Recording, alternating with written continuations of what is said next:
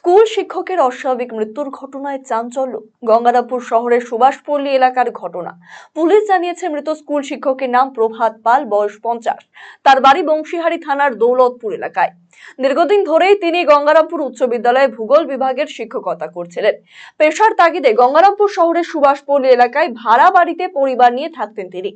জানা গেছে বেশ কিছুদিন ধরে মানসিক অবসাদে ভুগছিলেন প্রভাত বাবু। এরই মাঝে শুক্রবার রাতে বাড়ির পাশে একটি গ্যারেজে ঝুলন্ত দেহ উদ্ধার হয় তার। পরে পুলিশ এসে মৃতদেহ উদ্ধার করে ময়নাতদন্তের জন্য মর্গে পাঠায়। শিক্ষকের ঝুলন্ত দেহ উদ্ধারের ঘটনায় কান্নায় ভেঙে পড়ে মৃতের পরিবারের সদস্যরা। সঠিক বলতে পারবো না। 10টা নাগাদ বাসতে ফোন করি যে এরকম একটা দুর্ঘটনা ঘটে গেছে। তখন এসে আমরা যাই, আসি, তখন প্রশাসনের গাড়ি অলরেডি চলে এসেছিল। তারপরে প্রশাসনের সবাই সহযোগিতা নামিয়ে হসপিটালে। কী কারণে করতে পারে? সঠিক বলতে পারবো না।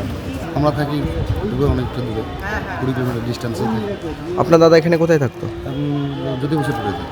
হ্যাঁ, পুলিশ উদ্ধার করেছে। এখন সব কাগজপত্র রেডি করছে।